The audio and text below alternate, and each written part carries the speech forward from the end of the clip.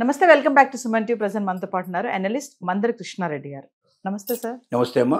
Sir, Trump గురించి అసలు ఏం మాట్లాడుకోవాలో అర్థం కావట్లేదు. మొన్నటి వరకు వలసదారులు ఎవరు రావద్దు అంటే ఎప్పుడైతే అధికారంలోకి వచ్చాడో పెట్టిన ఫస్ట్ సైన్ ఏంటంటే ఇమిగ్రెంట్స్, వలసదారులు ఎవరు కూడా మా దగ్గర రాకండి, వచ్చినా కూడా చదువుకోవాలి, వాళ్ళ పని కంప్లీట్ చేసుకుని వెళ్ళిపోవాలి అంటున్నారు.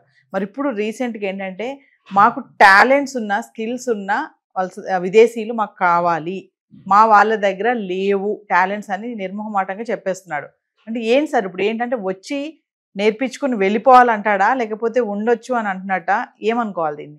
ట్రంప్ ఎందుకు ఇలా మాట మార్చి చెప్పాల్సి వచ్చింది అంటే, అనేక అమెరికాలో ఉన్నటువంటి టెక్ కంపెనీలు కానీ మిగిలినటువంటి ఆటోమొబైల్ కంపెనీలు కానీ బాగా విపరీతంగా అక్కడ బిజినెస్ చేస్తున్నటువంటి ఇండస్ట్రీస్ కానీ ఇట్లాంటివన్నీ కానీ వాళ్ళకి ట్రంప్కు ఒక నివేదన సమర్పించారు.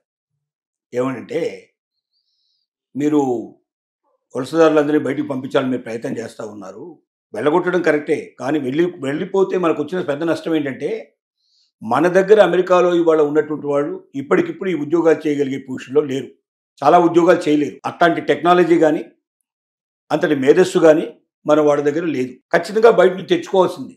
తెచ్చుకోకపోతే వెంటనే ఈ పరిశ్రమలన్నీ ఆగిపోయే ప్రమాదం ఉంది. ఆగిపోతే ఇప్పుడున్నటువంటి ఎంప్లాయీస్ కూడా ఉద్యోగాలు దొరకని పరిస్థితి ఏర్పడుతుంది. అందరూ మొత్తం క్లోజ్ చేసుకోవాల్సి ఉంటుంది, మొత్తమే టోటల్గా కంపెనీలో మూసుకోవాల్సిన పరిస్థితి ఏర్పడుతుంది. మరి కంపెనీలు మూసుకోమంటారా, మేధావులు తెచ్చుకోమంటారా? ఈ ప్రశ్న వేశారు వాళ్ళు. తనకు అర్థమైంది, వాస్తవం ఏంటో అర్థమైంది. అంటే ఉన్న పలంగా వలసకు వచ్చినటువంటి వాళ్ళు ఎవరుతున్నారో అందరినీ మనం బయటికి పంపడం సాధ్యం కాదు. కనీసం ఇక్కడ ఉన్న వాళ్ళకి పూర్తిగా నేర్చుకుని వాళ్ళంతా వాళ్ళ ఉద్యోగాలు చేయాలంటే కనీసం 4-5 years మినిమం టైం పడుతుంది. 3 నుంచి 5 సంవత్సరాలు కనీసం మినిమం టైం పడుతుంది. కాబట్టి ఇప్పుడు కొత్త పాట ఏమందుకున్నాడంటే, H-1B వీసా మీద ఇచ్చే వాళ్ళకి మీరు ఎలాంటి వాళ్ళకి ఇస్తారు అంటే, ఎవరైతే ఇక్కడికి వచ్చి 3 నుంచి 5 సంవత్సరాల పాటు మన దగ్గర ఉన్న అమెరికన్స్కి ట్రైనింగ్ ఇచ్చి పూర్తిగా వీళ్ళకి నేర్పించి వీళ్ళు ఆ ఉద్యోగం చేసుకోగలిగే క్యాపబిలిటీ కలిగించినట్టుగా చేసి తిరిగి వాళ్ళ దేశానికి వాళ్ళు వెళ్ళిపోవాలి. అలాంటి వాళ్ళకి ఉద్యోగాలు ఇవ్వండి, అలాంటి వాళ్ళకి ప్రిఫరెన్స్ ఇవ్వండి. దీనికి ముఖ్యమైన కారణం ఒకటి ఉంది. రష్యా లాంటి కమ్యూనిస్టు దేశాలు ఏం చేశాయంటే, చైనా కానీ రష్యా కానీ, ఎవరైనా మీ దేశం నుంచి మా దేశంలో పెట్టుబడి పెట్టడానికి రండి, మీకు ల్యాండ్ ఫ్రీగా ఇస్తాం, కరెంటు ఫ్రీగా ఇస్తాం, మీకు ఇక్కడ మాకు మ్యాన్ పవర్ చాలా తక్కువలో దొరుకుతుంది, మీరు పెట్టుబడి తీసుకురండి, 100 కోట్లు 1000 కోట్లు తీసుకురండి, ఇక్కడికి పెట్టండి, ఇండస్ట్రీస్ పెట్టండి. కానీ దాంట్లో పనిచేసేటువంటి ఎవరైతే ఎంప్లాయీస్ ఉంటారో వాళ్ళు ఎక్సెప్ట్ హైలీ టెక్నికల్ పర్సన్స్ తప్ప మా దగ్గర దొరికేటువంటి, మా దేశంలో దొరికేటువంటి ఎవరు ఉపయోగపడ్డా వాళ్ళందరినీ ఉపయోగించుకోండి. మా దేశంలో ఉపయోగపడని వాళ్ళు ఉంటే, అంటే మాకు ఉపయోగపడరు, వీళ్ళు ఎవరు ఉపయోగపడరు మా దేశంలో, అలాంటి పోస్టులు కొన్ని కావాలి కంపల్సరీగా అనుకుంటే మీ దేశం నుంచి తెచ్చుకోండి. కానీ సర్టెన్ లిమిటెడ్ పీరియడ్, అది 3 years 5 years 10 years డిక్లేర్ చేయండి. ఆ టైం లోపల మీరు మా వాళ్ళకి అన్నీ నేర్పించేసి వాళ్ళు ఎక్కడి నుంచి వెళ్ళాలి. ఇలాంటి కండిషన్స్ వాళ్ళు పెట్టారు, మొదటి నుంచి పెట్టారు వాళ్ళు. అలా వాళ్ళు సక్సెస్ అయ్యారు. అంటే వాళ్ళ దేశంలో ఉండే వాళ్ళకు కూడా టెక్నాలజీ తెలిసి వాళ్ళంతా వాళ్ళే వాళ్ళ కంపెనీలు నడుపుకునే పొజిషన్ రావాలి, ఎప్పటికీ మనం ఇతర దేశాల మీద ఆధారపడేటువంటి బతుకు మనకు కాకూడదు అన్నటువంటి ఒక దృక్పథంతో వాళ్ళు అది పెట్టారు. వాళ్ళు సక్సెస్ అయ్యారు. అమెరికాలో అలాంటి పద్ధతులు ఏం లేవు మొదటి నుంచి కూడా. ఎవరైనా రావచ్చు, ఎవరైనా ఉద్యోగం చేసుకోవచ్చు, ఎవరైనా డెవలప్ చేయొచ్చు. అసలు అంతా వలసవాదుల చేతనే, వలస వచ్చినటువంటి వాళ్ళ చేతనే నిర్మించబడ్డటువంటి అమెరికాలో ఇలాంటి రిస్ట్రిక్షన్స్ ట్రంప్ వచ్చేదాకా ఇలాంటివి లేవు. ఇప్పుడు ట్రంప్ ఈ కొత్త పాట అందుకున్నాడు. ఈ కొత్త పాటలో మరి ఎవరు వెళ్తారు, అందరికీ ఆ ఇంట్రెస్ట్ ఉంటుందా? అమెరికా అనగానే ఎందుకు వెళ్తున్నారు అంటే, తాత్కాలికంగా డబ్బు సంపాదించడమే కాదు, అక్కడ శాశ్వతంగా మనం జీవితం ఏర్పరచుకుంటే మన కుటుంబం అంతా కూడా సంతోషంగా సుఖంగా జీవించగలుగుతుంది, ఒక మంచి సిటీ లోపల మనం బతుకున్నట్టు ఉంటుంది, మంచి కంట్రీలో బతుకున్నట్టు ఉంటుంది, ఒక డిగ్నిఫైడ్గా బతకొచ్చు అన్న ఉద్దేశంతో అమెరికా వెళ్ళడానికి చాలామంది ప్రయత్నం చేస్తున్నారు. 3 ఏళ్ళు 5 ఏళ్ళు ఉండండి, మీ పని ముగించుకోండి, మాకు ట్రైనింగ్ ఇచ్చేయండి, మీరు వెళ్ళిపోమన్నప్పుడు అలా వెళ్ళేవాళ్ళు కూడా ఉంటారు. కానీ ఎలా ఉంటారంటే, ఇప్పుడు డిమాండ్ చేస్తున్న దానికన్నా చాలా ఎక్కువ రేట్లు డిమాండ్ చేస్తారు. ఎందుకంటే ఇప్పుడైతే ఎప్పటికక్కడ ఉండిపోవచ్చు కాబట్టి వాడు ఎంత ఇచ్చినా తీసుకుంటున్నారు. కానీ అప్పుడు అలా తీసుకోరు. నా పరిమితి 3 ఏళ్ళు 5 ఏళ్ళు, నాకు అంటే ఇండియాలోనో లేకపోతే ఇతర దేశాల్లో ఉన్న అవకాశాలని వదులుకొని నేను అక్కడికి వెళ్ళాలి. అంతకాలం లాంగ్ లీవ్ పెడతానంటే ఏ గవర్నమెంట్ కానీ ఏ కంపెనీ కానీ ఒప్పుకోదు ఎట్టి పరిస్థితుల్లో. కాబట్టి తప్పనిసరిగా వాడు ఉద్యోగాన్ని రాజీనామా చేయాల్సిందే. ఉద్యోగాన్ని రాజీనామా చేసి ఇంకొక కంట్రీకి పెడుతున్నప్పుడు, నా భవిష్యత్ అంతా పనంగా పెడుతున్నప్పుడు, మళ్ళీ వెనక్కి వచ్చినాక నాకు అవకాశాలు ఉంటాయో లేదో తెలియదు. నాకు దీంట్లో వచ్చే ప్రమోషన్స్ అన్నీ పోతాయి, నేను అప్పుడు మళ్ళీ జూనియర్ని అయిపోతాను, మళ్ళీ పైకి ఎక్కడానికి ఎంత టైం పడుతుందో తెలియదు. ఉద్యోగం దొరుకుతుందా లేదని పెద్ద ప్రశ్న. దొరికినా కూడా నేను ఎక్కడో జూనియర్గా ఉంటాను, సీనియారిటీ రావడం చాలా టైం పడుతుంది. నాకు పొద్దున రిటైర్ బెనిఫిట్స్ కూడా సరిగా వచ్చే అవకాశాలు ఉంటాయో తెలియదు.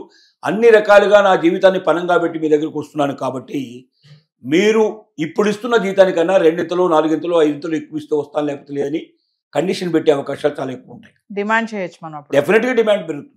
ఎందుకంటే నువ్వు తాత్కాలికంగా యూజ్ అండ్ త్రో లాగా నేను ఉపయోగించుకుంటా, నాకు ఉపయోగపడి నువ్వు వెళ్ళిపో అంటే నేను నీకు ఉపయోగపడడానికి నేను ఎందుకు వస్తాను? నాకేం అవసరం? ఆ మాత్రం నువ్వు ఇచ్చేటువంటి జీతం నాకు ఇవాళ ఇండియాలో కూడా దొరుకుతుంది.